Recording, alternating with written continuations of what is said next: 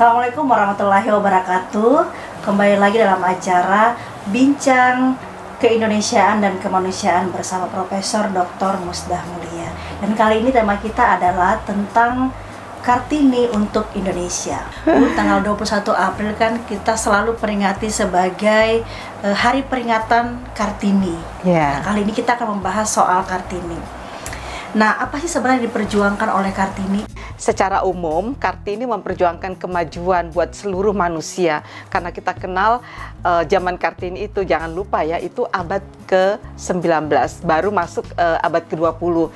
Jadi tahu nggak, 140 tahun yang lalu, ya, Kartini sudah berjuang untuk bagaimana manusia itu lepas dari kemiskinan, lepas dari belenggu penjajahan, lepas dari belenggu kebodohan, ya, terutama buat perempuan. Coba bayangkan, 140 tahun yang lalu Kartini sudah memikirkan tentang pentingnya pendidikan buat semua orang, terutama bagi perempuan. Nah, mengapa Kartini berbicara soal pentingnya melepaskan manusia dari belenggu kebodohan, penjajahan dan sebagainya? Meskipun Kartini itu adalah seorang anak bangsawan Jawa, seharusnya dia bisa hidup enak, nggak perlu mikir. Tapi untunglah Kartini diberkati dengan nalar kritis dan kesadaran kemanusiaan untuk memikirkan bangsanya. Kalau untuk perempuan sendiri, nilai-nilai apa yang diperjuangkan khususnya untuk perempuan? Secara umum, Kartini memperjuangkan apa yang disebut dengan nilai kesetaraan, emansipasi bagi perempuan. Banyak yang tidak paham, ya, dia pikir begitu kita memperjuangkan nilai kesetaraan bagi perempuan, banyak yang salah menduga, dikiranya kita memperjuangkan perempuan itu jadi laki-laki. Padahal tidak, karena laki dan perempuan itu dua entitas yang berbeda. Tetapi perjuangan untuk kesetaraan perempuan itu maksudnya adalah perempuan itu memiliki akses yang sama untuk semua bidang kehidupan, terutama untuk bidang kehidupan pendidikan, memiliki kesempatan yang sama, memiliki menikmati manfaat yang sama dari proses-proses pembangunan. Jadi yang diperjuangkan Kartini adalah kesetaraan semua manusia, khususnya kesetaraan bagi kelompok perempuan. Tapi ada satu hal, Bun, yang orang selalu bertanya, kalau begitu kenapa sih Kartini mau dipoligami? Padahal dia memperjuangkan perempuan. Ya, banyak orang yang tidak mengerti bahwa Kartini hidup pada akhir abad ke-19, di mana tradisi masyarakat, terutama tradisi Jawa yang sangat patriarkal itu sangat ketat, ya. Apalagi waktu itu Kartini berada di dalam lingkungan keraton Jawa, ya. Dia kan hidup di dalam keraton, bapaknya seorang katakanlah waktu itu raja kecil, ya seorang bupati lah istilah sekarang ini. Nah, Kartini sulit sekali untuk melepaskan diri dari tradisi yang mengungkungnya, meskipun dia telah berusaha untuk itu, dan lagi pula dalam kondisi ayahnya sedang sakit keras dan ayahnya meminta dia untuk menikah sebelum ajal menjemput. Jadi kelihatannya Kartini itu melakukannya tuh demi kecintaannya kepada orang tuanya.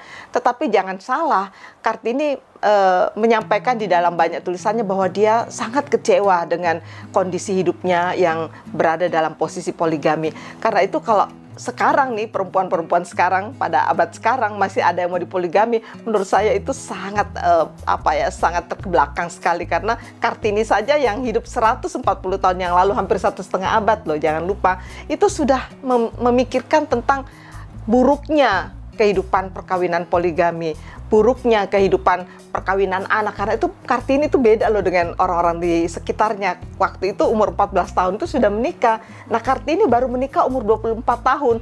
Mungkin karena Kartini punya banyak waktu, sehingga dia punya kesempatan untuk membaca literasi yang lebih berkualitas, lebih banyak, punya kesempatan untuk belajar lebih banyak, sehingga dia memiliki pandangan yang lebih modern dan lebih maju untuk bangsanya. Berarti bisa dibilang saat itu Kartini terpaksa melakukan itu. Terpaksa, demi ayahnya. Karena dalam banyak literatur yang saya baca, Kartini tidak melakukan itu karena karena setuju dengan prinsip poligami, dia tetap ya menentang poligami sampai akhir hayatnya. Saya membaca tulisan-tulisannya itu sangat jelas. Karena itu apa yang diinginkan oleh Kartini adalah bagaimana kita membangun kehidupan di mana perempuan dan laki-laki itu setara dalam kehidupan keluarga, setara dalam kehidupan masyarakat, setara dalam kehidupan berbangsa dan bernegara. Inilah saya kira poin yang penting yang kita dapat wariskan atau dapat implementasikan dalam kehidupan kita sekarang. Oke. Nah, bicara soal agama nih, Bun, banyak yang bertanya, Kartini ini agamanya apa sih? Nah, sebenarnya Kartini ngerti nggak sih soal Islam? Oh iya, itu banyak sekali dan ini luput dari banyak tulisan. Kebetulan saya meneliti tentang Kiai Salendarat.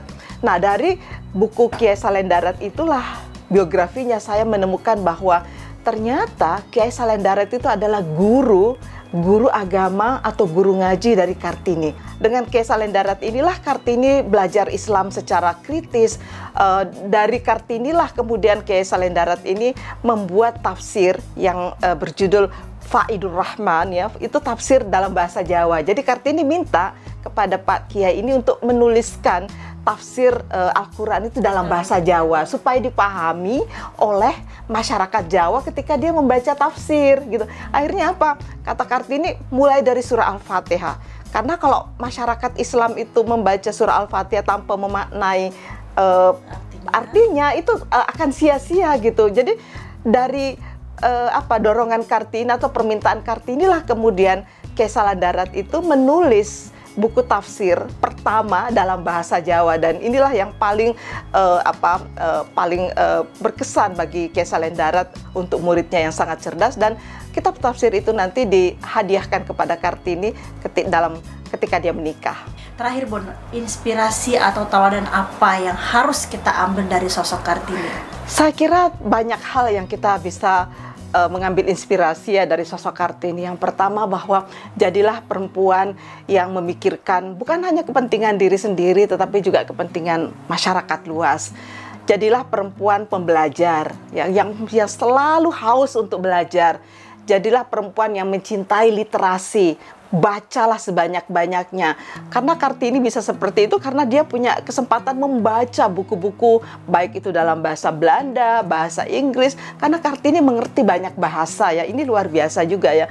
Lalu hal yang lain juga adalah Kartini adalah menginspirasikan kepada kita untuk berjuang ya, membangun ya kesetaraan bagi semua orang, terutama kesetaraan bagi perempuan. Untuk apa? Ya demi kemajuan dan kemaslahatan masyarakat.